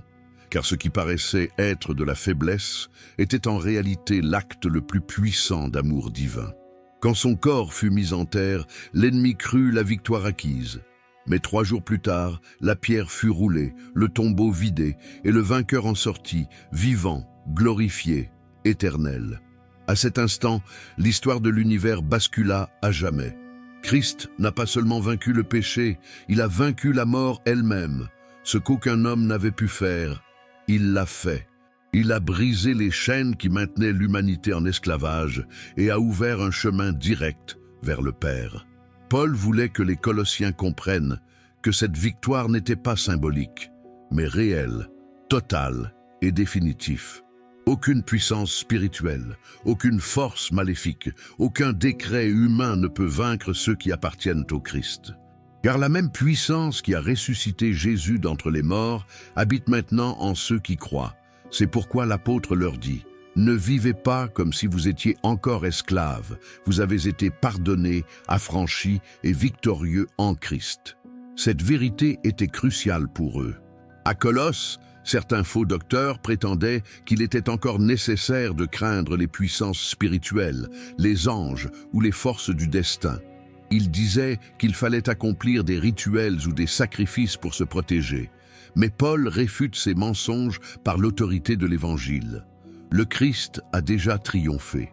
Aucune force ni aucun esprit ne peut s'opposer à sa seigneurie. Et ce message demeure essentiel aujourd'hui. Nombreux sont ceux qui vivent encore accablés par la culpabilité, la peur et la condamnation du passé, comme si le Christ n'avait pas payé le prix. Mais Paul nous rappelle, la dette a déjà été annulée. L'acte d'accusation contre vous a été détruit. Aucune trace de votre culpabilité ne subsiste. Là où l'ennemi voit le péché, Dieu voit le pardon. Là où l'ennemi crie à la condamnation, le Christ répond par la grâce. Par conséquent, le croyant ne combat pas pour la victoire. Combattre depuis la victoire. Christ a déjà triomphé, et son triomphe fait notre force. Nous n'avons pas besoin de conquérir ce qu'il a déjà conquis. Il nous suffit de demeurer ferme dans cette vérité. Lorsque Jésus est ressuscité, il ne l'a pas fait en secret. Ce fut un triomphe visible. Il est apparu à ses disciples, a marché avec eux, a mangé avec eux, et leur a montré ses mains et son côté. C'était la preuve que le sacrifice avait été accepté et que la mort avait été vaincue. L'enfer vaincu, le paradis triomphant, et l'humanité se vit offrir une nouvelle chance. C'est pourquoi Paul parle du Christ comme du vainqueur absolu. Pour ceux qui sont unis à lui, la défaite est impossible. Ni le passé, ni le péché, ni la mort, ni l'ennemi ne peuvent s'emparer de ce que Jésus a déjà racheté. Ainsi, le message adressé aux Colossiens devient aussi un message pour nous. Ne vivez pas comme une personne vaincue alors que vous faites déjà partie de l'armée victorieuse du Christ. À chaque chute, son sang te relève. À chaque doute, sa victoire te rappelle que la puissance de Dieu demeure en toi. La croix, jadis instrument de souffrance, est devenue le trône de l'amour. Et de ce trône, le roi des rois règne sur toute puissance, visible et invisible, terrestre et céleste. Il est le vainqueur absolu, celui qui a brisé les chaînes du péché, celui qui a vaincu la mort, celui qui règne pour toujours et à jamais. Et parce qu'il a vaincu, vous aussi pouvez gagner. 11. Recherchez les choses d'en haut. Après leur avoir rappelé que le Christ avait triomphé de toute puissance et de toute autorité, Paul oriente le cœur des Colossiens vers un enseignement profondément spirituel et pratique. Comment vivre maintenant qu'ils ont été sauvés et renouvelés? L'apôtre ne veut pas qu'ils se contentent de connaître la vérité, mais qu'ils apprennent à la vivre. C'est pourquoi il écrit avec tendresse et fermeté: « Puisque vous êtes ressuscités avec Christ, recherchez les réalités d'en haut, là où Christ est assis à la droite de Dieu. Attachez-vous aux réalités d'en haut, et non à celles de la terre. » Colossiens 3, 1, 2. Ces paroles sont comme un phare qui brille dans les ténèbres. Paul invite les croyants à Levèze, les yeux cessés de vivre accablés par les choses terrestres et concentrer son esprit et son cœur sur l'Éternel. Imaginez un instant les chrétiens de Colosse. Ils vivaient dans une ville païenne, entourée de temples, de philosophies et de marchés animés, bruyants et distrayants. Chaque jour, ils étaient confrontés à des tentations, des pressions et des conflits. Certains étaient esclaves, d'autres marchands, d'autres encore artisans. Leur vie était remplie de responsabilités et de soucis quotidiens. Et au cœur de cette réalité, Paul leur dit: « Oui, vous êtes dans le monde, mais vous n'êtes pas du monde. Ne vous laissez pas enfermer par le monde. Cherchez les choses au-dessus. » Et que sont ces choses d'en haut? Il ne s'agit pas de richesses célestes, ni d'une façon d'échapper à la réalité terrestre. Paul parle de mode de vie adopté, une perspective guidée par le royaume de Dieu. Rechercher les réalités d'en haut, c'est vivre selon la pensée du Christ, agir avec son cœur et parler avec sa sagesse. C'est garder les pieds sur terre tout en ayant l'âme tournée vers le ciel. L'apôtre utilise une image puissante. Si vous êtes ressuscités avec le Christ, cela signifie que nous ne sommes plus les mêmes. L'ancien est mort, le nouveau est né. Autrement dit, si nous avons déjà été ressuscités de la mort spirituelle, comment pourrions-nous continuer à vivre comme si nous étions encore dans la tombe? Nos esprits ne devraient plus être prisonniers des passions, des rancunes ou des plaisirs éphémères, mais de la volonté parfaite de Dieu. Paul comprenait le conflit intérieur de l'âme humaine. Il savait que les croyants sont souvent tiraillés entre ce qu'ils ressentent et ce qu'ils savent devoir faire. C'est pourquoi il insiste: tournez votre esprit vers les choses d'en haut. Ce n'est pas une invitation passagère, mais un appel constant. C'est un mode de vie. Chercher des choses au-dessus signifie également: souvenez-vous où est le Christ. Paul dit qu'il est assis à la droite de Dieu, c'est-à-dire au lieu de l'autorité et de la gloire. Le Christ règne sur tout, et nous, qui faisons partie de lui, sommes appelés à vivre avec cette même assurance. Nous n'avons pas à vivre dans l'angoisse, la peur, ou à nous accrocher à ce que le monde nous offre, car nos vies ne dépendent ni de l'économie, ni de la reconnaissance, ni du succès. Cela dépend du Christ, qui règne d'en haut. Paul poursuit ensuite: « Car vous êtes morts, et votre vie est désormais cachée avec Christ en Dieu. » Colossiens 3, 3. Quelle expression profonde! Ta vie est cachée avec le Christ.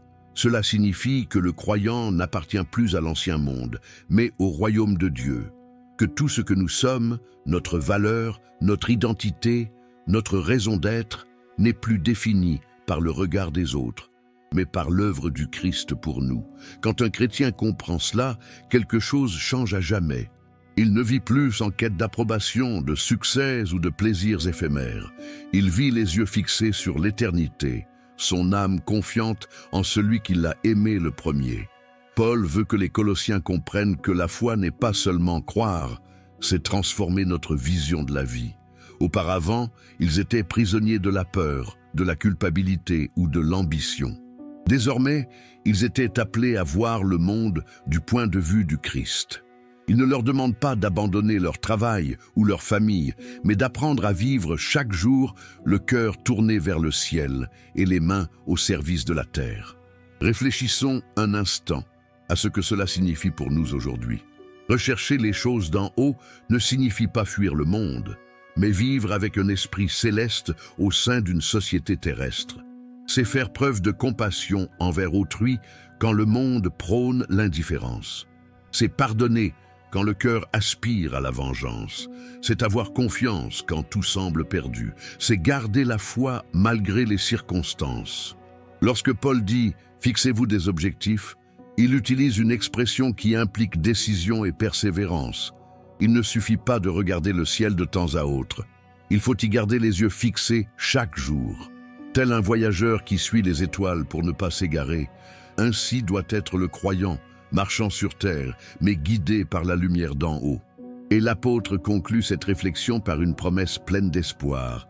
Quand Christ, qui est votre vie, paraîtra, alors vous aussi, vous paraîtrez avec lui dans la gloire.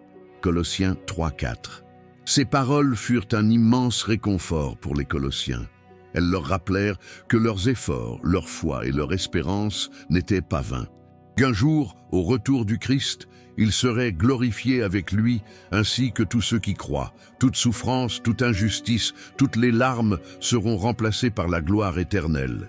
Ainsi, Paul leur enseigne que la vie chrétienne ne consiste pas seulement à résister, mais aussi à vivre avec un but en regardant vers l'éternité. Car tandis que le monde change et que tout semble s'effondrer, ceux qui recherchent les choses d'en haut savent que leur vie est en sécurité entre les mains de Dieu. Telle est l'invitation que Paul leur adresse et qui résonne encore en nous aujourd'hui. Levez les yeux. Ne laissez pas la terre vous voler votre espoir. Cherchez les choses d'en haut, là où est le Christ. Car lorsque votre esprit et votre cœur sont remplis de l'Éternel, rien au monde ne peut te faire tomber. Si cette histoire vous touche profondément, arrêtez-vous un instant et abonnez-vous à la chaîne. Nous partageons ici chaque semaine des messages qui vous rappelleront que Christ suffit et que sa parole est encore vivante aujourd'hui. Écrivez dans les commentaires « Je vis en Christ », déclarez avec foi que votre vie lui appartient. Et si ce message vous a été bénéfique, aimez et partagez avec quelqu'un qui a besoin d'entendre qu'il y a encore de l'espoir. Restez jusqu'à la fin, car la suite promet d'être intéressante. Cela vous fera voir la puissance de Dieu comme jamais auparavant. 12. La vie nouvelle en Christ. Après avoir exhorté les Colossiens à rechercher les choses d'en haut, Paul les invite à aller plus loin, vivre une vie nouvelle en Christ, non pas simplement regarder le ciel, mais le refléter sur terre. Non pas simplement croire, mais transformer. Car, pour l'apôtre, la vraie foi ne réside pas dans les mots ou les émotions, mais cela se manifeste dans le mode de vie. Pablo leur écrit sur un ton empreint d'amour, mais aussi d'urgence. Faites donc mourir ce qui en vous appartient à la nature terrestre, l'immoralité sexuelle, l'impureté, les passions, les mauvais désirs et la cupidité qui est une idolâtrie. Colossiens 3:5. Ces paroles peuvent paraître dures, mais elles étaient nécessaires. L'apôtre savait que nombre de nouveaux croyants avaient un passé trouble. Colosse était une ville imprégnée de culture gréco-romaine, où l'immoralité, le matérialisme et l'idolâtrie faisaient partie du quotidien. Beaucoup d'entre eux étaient esclaves de leurs désirs et de leurs habitudes avant de connaître le Christ. C'est pourquoi Paul leur rappelle « Maintenant que vous êtes ressuscités avec le Christ, tu ne peux pas continuer à vivre comme avant. » La vie nouvelle n'est pas une couche superposée à l'ancienne, mais un changement total de l'intérieur. C'est comme une plante qui cesse de pousser dans un sol mort et commence à s'épanouir dans un sol vivant. Il utilise une image très claire. Faites mourir ce qui est terrestre en vous. En d'autres termes, cessez de nourrir ce qui détruit l'âme. Le péché ne peut coexister avec la présence du Christ dans le cœur. Et même si le vieil homme, la nature pécheresse, peut encore tenter de dominer, le croyant doit apprendre à le crucifier chaque jour. Pablo continue d'écrire avec passion, les mettant en garde contre les comportements qu'ils doivent abandonner. Vous devez aussi vous débarrasser de toutes ces choses, la colère, la fureur, la méchanceté, la calomnie et les paroles grossières qui sortent de votre bouche. Colossiens 3:8. Les Colossiens devaient apprendre à parler, penser et agir comme des enfants de Dieu. Leurs paroles ne devaient plus blesser, mais guérir. Leur caractère ne devait plus refléter la violence du monde, mais la patience de l'esprit. Mais l'apôtre ne leur dit pas seulement ce qu'ils doivent laisser derrière eux, mais ce qu'ils doivent « habillez-vous maintenant ». Revêtez-vous de l'homme nouveau qui se renouvelle sans cesse dans la connaissance, à l'image de son Créateur. In Colossiens 3:10. Quelle image saisissante! Paul compare la vie spirituelle à un changement de vêtements. Le vieil homme, avec ses rancunes, son orgueil et son égoïsme, doit être dépouillé comme d'un vêtement sale. Et à sa place, le croyant doit revêtir l'homme nouveau. Nouvel homme, fait à l'image du Christ. Le changement ne se produit pas du jour au lendemain. C'est un processus, un renouvellement constant de l'âme. Chaque jour, Dieu œuvre dans le cœur, façonnant le caractère, polissant les imperfections, jusqu'à ce que la personne commence à refléter l'image de son Créateur. Paul ajoute quelque chose de profondément beau. Ainsi donc, comme des élus de Dieu, saints et bien-aimés, revêtez-vous de compassion, de bonté, d'humilité, de douceur et de patience. Colossiens 3:12. Ces paroles ne sont pas seulement des instructions, elles sont un portrait du cœur du Christ. L'apôtre leur dit « Cessez d'essayer d'être comme le monde, essayez d'être comme Jésus. » Et décrivez chacune des vertus qui devraient guider cette nouvelle vie. Miséricorde, voir les autres avec compassion et non avec jugement. Bénignité, agissez avec bienveillance, même sans récompense. Modestie, reconnaître que toutes les bonnes choses viennent de Dieu. Douceur, répondez calmement et non violemment. Patience, endure avec amour, même quand c'est difficile. Pablo aborde alors le cœur du changement. Et par-dessus tout, revêtez-vous de l'amour, qui est le lien de la perfection. Colossiens 3:14. L'amour est le vêtement ultime, celui qui unit tous les autres. Car il n'y a pas de véritable transformation sans amour. Il est le sceau de la vie nouvelle en Christ, un amour désintéressé, patient, qui pardonne et qui édifie. Et comme si Paul regardait chacun des Colossiens droit dans les yeux, il ajoute « Et que la paix du Christ règne dans vos cœurs, à laquelle vous avez été appelés pour former un seul corps, et soyez reconnaissants. » Colossiens 3:15. La paix est le fruit de cette vie nouvelle. Non pas une paix sans difficulté, mais une paix qui demeure même au cœur des tempêtes. C'est la certitude que quoi qu'il arrive, le Christ est souverain. La vie nouvelle se manifeste aussi par la gratitude. Paul ne cesse de le répéter. Soyez reconnaissants. Celui qui a été sauvé, celui qui a été pardonné, celui qui a été renouvelé, il ne peut pas vivre en se plaignant mais en rendant grâce. La gratitude est la mélodie d'un cœur transformé. L'apôtre poursuit donc « Que la parole du Christ habite en vous abondamment, instruisez-vous et exhortez-vous les uns les autres en toute sagesse, chantez à Dieu, dans vos cœurs, des psaumes, des hymnes et des cantiques spirituels. » Colossiens 3:16. Quelle belle vision de la communauté!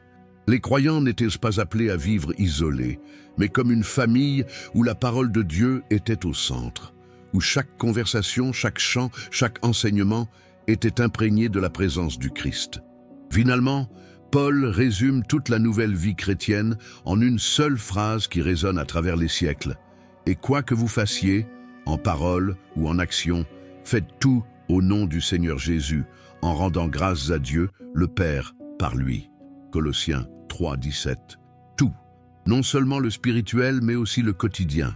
Chaque parole, chaque action, chaque décision devait refléter le Christ. Car la vie nouvelle en lui ne se vit pas seulement dans les temples, mais aussi à la maison, au travail, dans les relations, partout où réside un cœur racheté.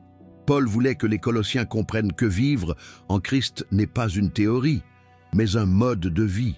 Une vie où l'ancien est laissé derrière soi, où l'esprit se renouvelle chaque jour et où l'amour de Dieu devient le moteur de toute chose. Voilà la nouvelle vie. Une vie sans culpabilité, une vie guidée par la vérité, une vie pleine de paix et de gratitude, une vie qui ne se conforme pas au monde, mais reflète plutôt le visage du Christ dans chaque geste, dans chaque parole, dans chaque acte d'amour. Car celui qui est né de nouveau n'appartient plus aux ténèbres, mais à la lumière glorieuse du Fils de Dieu. 13. Le Christ au foyer. Après avoir enseigné comment le croyant doit vivre sa nouvelle vie en Christ, Paul attire son attention sur le lieu où cette transformation devrait être la plus visible, maison. car il est vain de parler de sainteté à l'Église si le cœur ne reflète pas le Christ au sein du foyer. La véritable foi, celle qui transforme l'âme, se manifeste d'abord dans la famille, dans la manière dont on s'aime, se respecte et se sert les uns les autres. L'apôtre commence cette partie de sa lettre par des mots simples, mais empreints d'une grande profondeur spirituelle. « Femmes, soyez soumises à vos maris comme il convient dans le Seigneur. Maris, aimez vos femmes et ne soyez pas durs envers elles. Enfants, obéissez en tout à vos parents, car cela plaît au Seigneur. Pères, n'exaspérez pas vos enfants, de peur qu'ils ne se découragent. » Colossiens 3, 18, 21. Paul ne donne pas d'ordre froid, ni n'impose son autorité. Il décrit le modèle d'un foyer où le Christ est au centre. Un foyer où chacun comprend son rôle, non pas comme un fardeau, mais comme une expression d'amour. Imaginez la scène à Colosse. Les maisons étaient petites, faites de pierre et de terre. Les familles se réunissaient au coucher du soleil, après le travail. Là, autour d'une lampe à huile, on lisait la lettre de l'apôtre. Les femmes écoutaient en silence, les hommes attentivement, les enfants sur les genoux de leurs parents. Et soudain, les paroles de Paul résonnèrent avec tendresse. « Femmes, soyez soumises à vos maris, comme il convient dans le Seigneur. » Il ne s'agissait pas d'obéir par peur, ni de se soumettre par faiblesse. Paul parlait d'un lien né de l'amour dans un esprit de respect, de confiance et d'unité. De même que l'Église se soumet au Christ par amour, l'épouse doit soutenir et honorer son mari, non pas comme un inférieur, mais comme un partenaire dans la mission de Dieu. Paul s'adresse ensuite aux hommes, sachant que dans cette culture, beaucoup considéraient leurs femmes comme des objets. Mais l'apôtre rompt avec cette coutume par une phrase révolutionnaire. « Maris, aimez vos femmes et ne soyez pas durs envers elles. » Dans l'Antiquité, personne ne parlait ainsi. Mais Paul, inspiré par l'Esprit, valorise les femmes et rappelle aux hommes leur véritable vocation. Aimer comme le Christ a aimé l'Église, un amour qui ne domine pas, mais protège, qui ne demande pas, mais donne, qui ne blesse pas, mais guérit. L'amour du Christ est sacrificiel, patient, tendre et fidèle. C'est cet amour-là qui devrait régner dans le mariage chrétien. Un foyer où le mari aime et la femme respecte est le reflet vivant du royaume de Dieu sur terre. Ensuite, Paul s'adresse aux enfants. Dans la culture gréco-romaine, les enfants avaient de peu de valeur sociale, mais l'Évangile a changé cela. Paul les inclut directement dans sa lettre, leur conférant dignité et responsabilité. « Enfants, obéissez en tout à vos parents, car cela plaît au Seigneur. » L'obéissance n'était pas une simple question de discipline, mais un acte de foi. Un enfant qui honore ses parents honore Dieu lui-même. Et cette obéissance ne reposait pas sur la peur, mais sur l'amour. Dans un foyer où les parents aiment tendrement, les enfants apprennent à obéir avec joie. Cependant, Paul s'adresse aussi aux parents avec sagesse et équilibre. « Pères, n'exaspérez pas vos enfants, de peur qu'ils ne se découragent. » Il savait que l'autorité peut devenir brutale et qu'une sévérité excessive peut briser le cœur d'un enfant.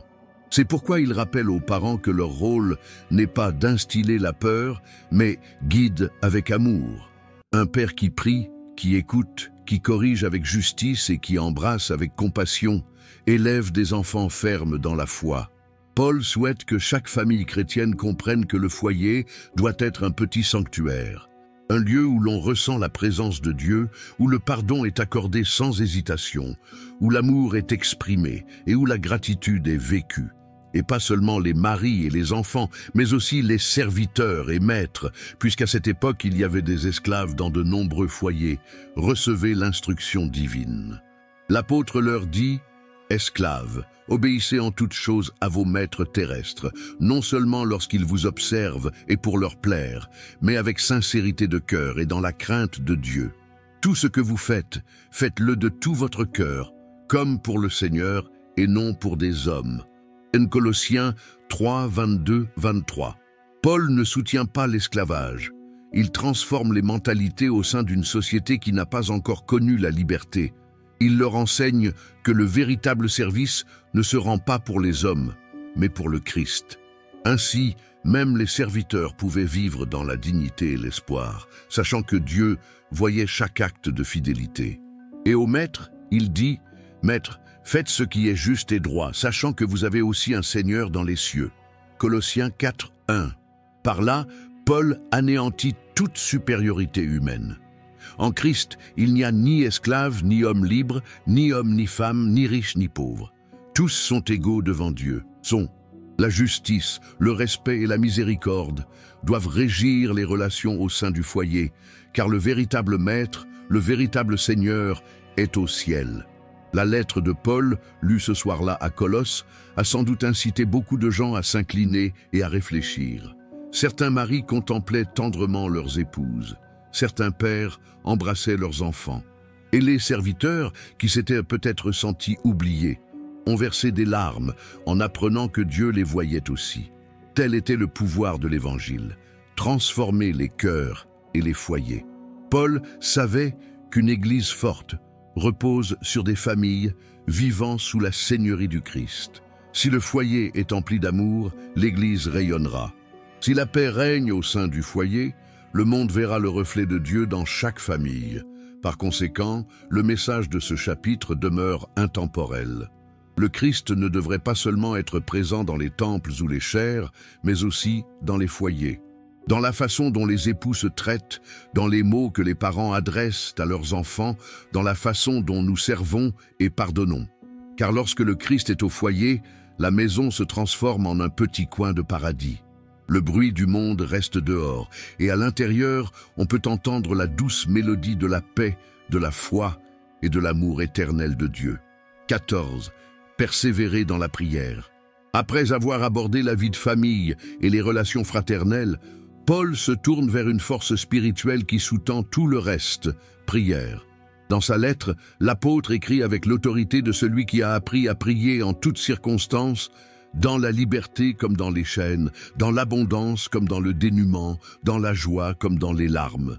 C'est pourquoi il dit aux Colossiens, « Persévérez dans la prière, veillez-y avec action de grâce. » Colossiens 4, 2.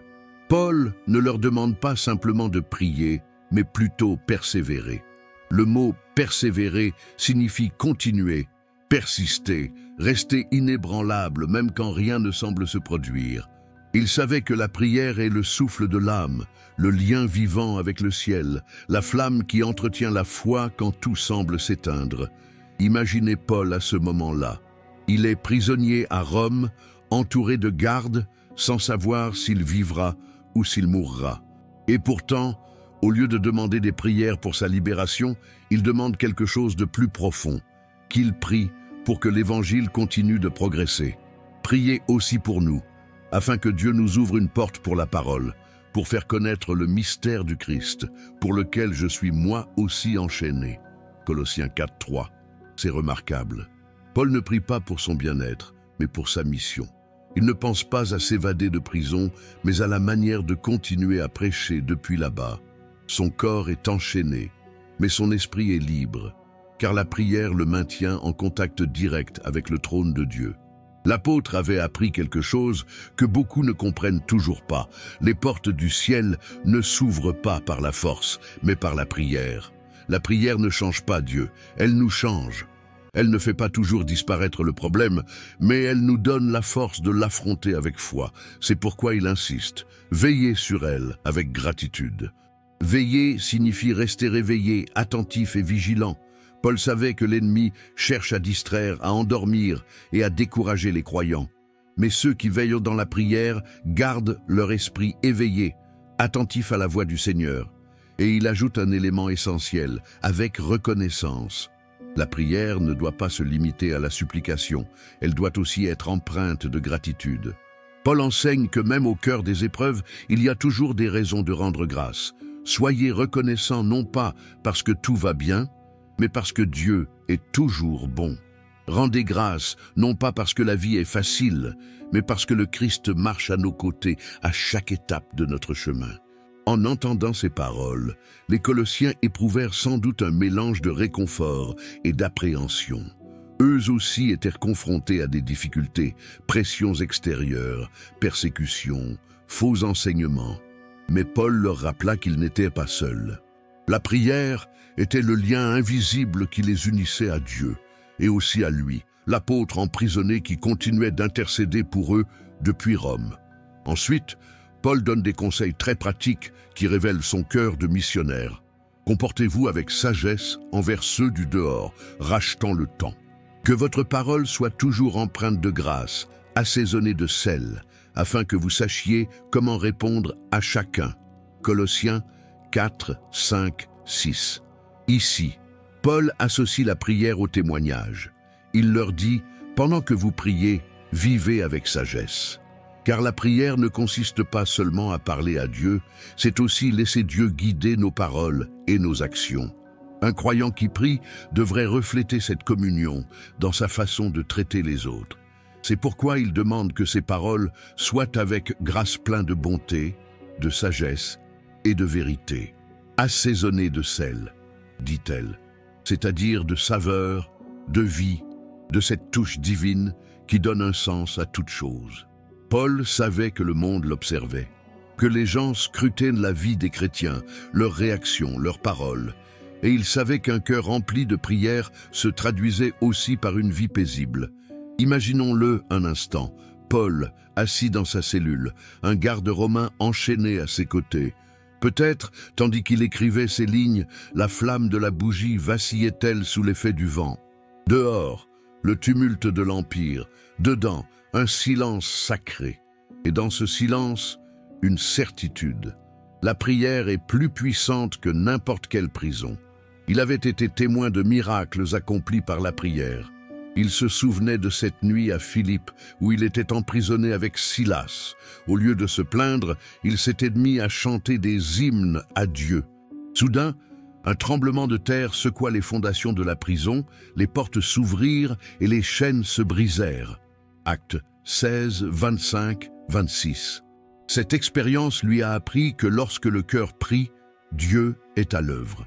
C'est pourquoi, dans sa lettre aux Colossiens, Paul leur enseigne à vivre à genoux, mais la tête haute, à ne pas se résigner en silence, à continuer de crier même lorsque les réponses tardent. La persévérance dans la prière n'est pas un fardeau, c'est un privilège. C'est la clé qui ouvre les portes du ciel.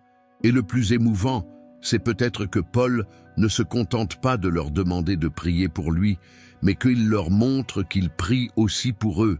Dès le premier chapitre de la lettre, je leur avais déjà dit « Nous ne cessons de prier pour vous et de demander à Dieu de vous remplir de la connaissance de sa volonté en toute sagesse et intelligence spirituelle. » Colossiens 1, 9. Voilà qui était Paul, un homme qui ne cessait de prier, même lorsque la souffrance le frappait.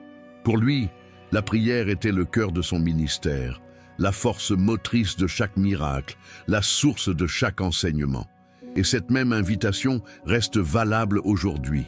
Paul nous exhorte tous, persévérez dans la prière. Ne laissez ni la lassitude, ni la peur, ni le silence vous arrêter. Priez quand tout va bien et priez quand vous vous sentez faible. Priez dans la joie et aussi dans la peine.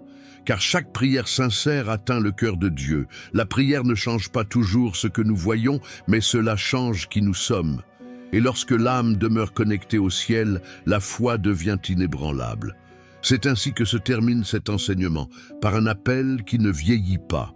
Que chaque foyer, chaque église et chaque croyant vivent en communion constante avec le Père. Que les mots de gratitude ne manquent pas, que les larmes d'abandon ne manquent pas, et que le silence d'adoration ne manque pas. Car lorsque la prière règne sur le cœur, le Christ règne sur la vie. Et là où il y a des cœurs qui prient, il y a de l'espoir, il y a de la force, et il y a la présence divine. 15. Conclusion par les noms et les remerciements. La lettre aux Colossiens s'achève, et Paul, tel un père spirituel bienveillant, consacre les dernières lignes non seulement à l'enseignement, mais aussi à remercier, reconnaître et bénir. Chaque nom qu'il mentionne, chaque salutation qu'il écrit, révèle quelque chose de très profond. Derrière chaque ministère, derrière chaque victoire spirituelle, il y a des gens, des cœurs, des frères et sœurs en Christ qui ont combattu côte à côte pour l'Évangile. Paul ne termine pas sa lettre froidement, ni par des considérations théologiques. Il la termine par humanité, émotion et gratitude. De sa prison à Rome, les mains enchaînées mais le cœur libre, l'apôtre commence à dicter « Tychique, mon cher frère, fidèle ministre et compagnon de service dans le Seigneur, vous dira tout ce qui me concerne. » Colossiens 4, 7. Tychique était de ces hommes discrets, mais indispensables à l'œuvre de Dieu. Il avait accompagné Paul lors de ses voyages missionnaires, avait été témoin de dangers, de naufrages et de persécutions, et pourtant, il était resté inébranlable. C'est lui qui portait les lettres de l'apôtre aux églises. Il n'était pas seulement un messager, il était un ami fidèle. Paul l'appelle frère bien-aimé et ministre fidèle. Des mots simples, mais qui expriment une confiance immense. À une époque sans téléphone ni courrier, Tychique était la voix vivante de Paul pour les églises. Paul mentionne également un autre nom, avec Onésime, notre frère bien-aimé et fidèle, qui est l'un des vôtres. Colossiens 4, 9. Ici, l'apôtre parle d'un miracle humain. Onésime était un esclave fugitif, un homme sans repère qui avait fui son maître, Philémon. Mais dans sa fuite, il rencontra Paul et, grâce à l'Évangile, il a rencontré le Christ. Cet esclave s'est transformé en frère dans la foi, preuve que la puissance de Dieu peut changer n'importe quelle vie, quel que soit son passé. Onésime retournait désormais à Colosse, non plus en fugitif, mais en serviteur du Christ, porteur de bonnes nouvelles. Pablo poursuit ses salutations par une liste de noms qui semble simple, mais chacun recèle une histoire. Aristarque, mon compagnon de captivité, et Marc, le neveu de Barnabas, vous salue. Jésus, surnommé Justus, vous salue également. Ce sont les seuls hommes circoncis qui travaillent avec moi pour le royaume de Dieu, et ils m'ont été d'un grand réconfort. Colossiens 4, 10, 11. Aristarque était un autre de ces hommes fidèles qui partagèrent avec l'apôtre non seulement ses triomphes, mais aussi ses chaînes. Il était à ses côtés lors des émeutes, des périlleux voyages et des nuits de solitude. Paul le qualifie de compagnon de captivité, un titre que peu de gens pouvaient porter. Il mentionne ensuite Marc, qui avait eu un conflit avec Paul, mais qui était désormais réconcilié avec lui. Ce détail révèle quelque chose de beau. L'Évangile guérit aussi les relations brisées. Paul ne nourrit aucune rancune. Au contraire, il l'intègre à son équipe. Fort de sa maturité, l'apôtre sait que l'œuvre de Dieu n'est pas une question d'orgueil, mais de réconciliation. Il parle aussi d'un homme peu connu, Jésus, appelé Justus. On ne sait pas grand-chose de lui, mais Paul précise qu'il lui a apporté du réconfort dans sa solitude. Et cela nous rappelle que tous les héros de la foi ne sont pas célèbres. Certains sont tout simplement fidèles, et leur fidélité réjouit le cœur des serviteurs de Dieu. Paul mentionne ensuite l'un des hommes les plus inspirants de la lettre. Épaphras, qui est l'un des vôtres, serviteur de Jésus-Christ, vous salue. Il ne cesse de prier pour vous, afin que vous teniez ferme dans toute la volonté de Dieu, mûrs et pleinement assurés. Colossiens 4, 12. Épaphras, fondateur de l'église de Colosse, n'apparaît pas comme un prédicateur public ni comme un apôtre auprès des foules. Mais sa force réside en quelque chose de plus puissant, prière. Paul dit qu'il lutte dans la prière. Il ne s'agissait pas d'une prière superficielle, mais d'un combat spirituel quotidien. Épaphras ne demandait ni richesse ni confort pour son peuple. Il demandait la maturité, la force et la fidélité. C'était un homme qui s'est agenouillé lorsque le ciel s'est ouvert. Et son exemple montre que l'intercession silencieuse a plus de pouvoir que 1000 mots. Ensuite, l'apôtre ajoute d'autres noms qui forment une mosaïque de l'amour chrétien. Luc, le médecin bien-aimé, et Démas vous salue. Colossiens 4, 14. Luc, auteur de l'Évangile et des Actes des Apôtres, était non seulement un médecin du corps, mais aussi de l'âme. Il accompagna Paul jusqu'à la fin, soignant ses blessures, écrivant son histoire et veillant à sa santé physique et mentale. C'était un homme de science et de foi, de raison et d'espoir. Démas était avec lui. Il était encore avec eux à ce moment-là, bien qu'il les quitte plus tard, comme Paul le mentionne dans 2 Timothée 4, 10. Ceci nous rappelle que même à l'époque apostolique, Certains cœurs se refroidissent et la loyauté ne dure pas toujours. Paul poursuit sur le ton pastoral, en adressant ses salutations aux communautés voisines.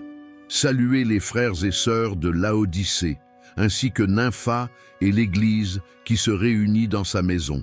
Colossiens 4:15. Quel beau geste! Nympha, une femme pieuse, avait ouvert sa maison comme lieu de réunion pour l'Église. Il n'avait besoin ni de temple ni de bâtiment. Un cœur disposé suffisait. Chez elle, il priait, chantait et partageait le pain et la parole. Elle faisait partie de ces femmes courageuses qui, par leur foi et leur hospitalité, ont contribué à la propagation de l'Évangile. Paul donne alors une dernière instruction qui démontre son désir d'unité. Lorsque cette lettre aura été lue parmi vous, veillez à ce qu'elle soit également lue dans l'église des Laodicéens, et lisez aussi la lettre de Laodicée. Colossiens 4:16. Le message ne s'adressait pas à une seule église, mais à l'ensemble du corps du Christ. Paul comprenait que la vérité devait circuler, que la foi devait être partagée. La parole de Dieu n'appartient pas à un seul groupe, mais à tous ceux qui croient. Et avant de conclure, il fait une remarque personnelle qui nous touche profondément. Dis à Archippe, veille à bien remplir le ministère que tu as reçu dans le Seigneur. Colossiens 4:17. Archippe, sans doute un jeune leader, avait été appelé par Dieu, mais il avait besoin d'encouragement. Paul lui adresse cette brève phrase, qui sonne comme une voix paternelle, « Accomplis ta mission ». C'est comme s'il disait, « N'abandonnez pas.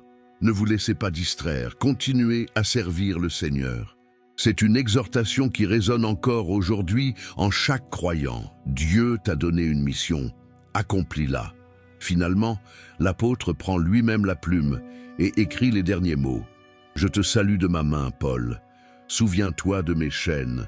Que la grâce soit avec toi. Amen. » Colossiens 4:18.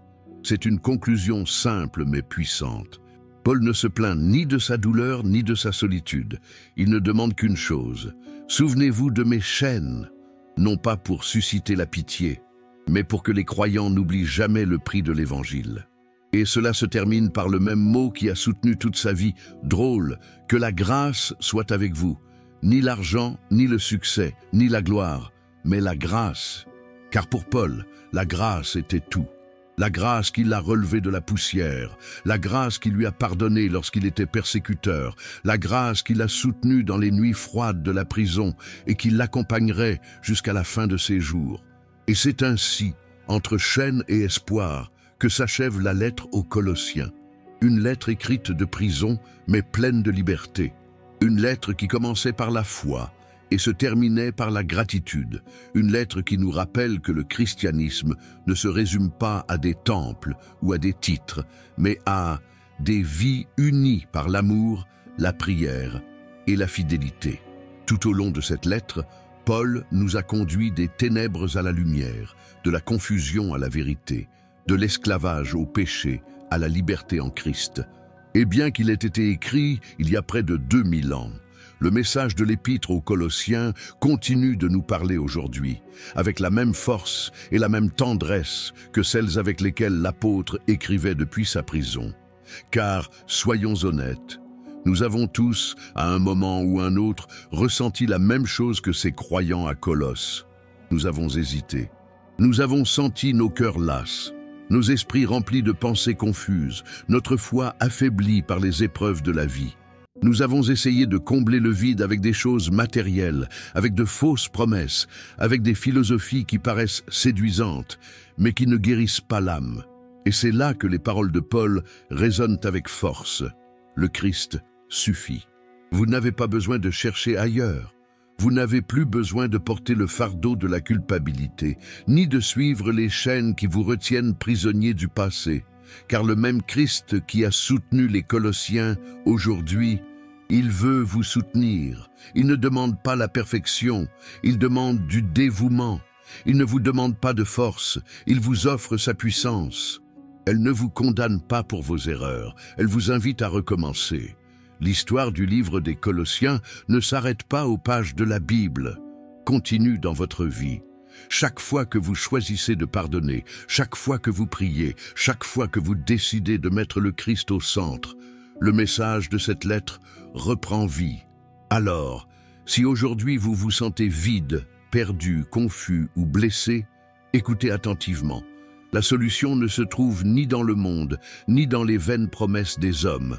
La solution réside dans Christ, le Fils de Dieu, l'image du Père invisible, celui qui a triomphé sur la croix, celui qui t'appelle par ton nom et te dit « Viens, en moi tu es complet ». Voilà la grande vérité que Paul voulait graver à jamais dans nos cœurs. Le Christ est au centre de tout, et lorsqu'il occupe cette place dans votre vie, rien ni personne ne peut vous voler votre espoir. Car même au cœur de la douleur, même lorsque les ténèbres semblent omniprésentes, souvenez-vous de ceci. La lumière du Christ ne s'éteint jamais. Et quiconque marche avec lui, il ne se perd plus jamais. Si cette histoire vous a touché, n'oubliez pas de vous abonner à la chaîne avant de partir. Ici, nous continuons à partager la parole vivante, des histoires qui fortifient votre foi et vous rappellent que le Christ est au centre de tout. Écrivez dans les commentaires « Le Christ vit en moi ». Et c'est ainsi que nous aiderons ce message à atteindre des milliers de cœurs qui ont besoin d'espoir aujourd'hui. Mettez un j'aime, partagez cette vidéo avec vos amis et votre famille et assurez-vous d'avoir activé la cloche pour ne pas manquer les prochains épisodes de Histoires spectaculaires de la Bible. N'oubliez pas ceci, peu importe à quel point vous vous sentez brisé, en Christ vous êtes complet. On se retrouve dans la prochaine vidéo. Et que la grâce de Dieu vous accompagne toujours.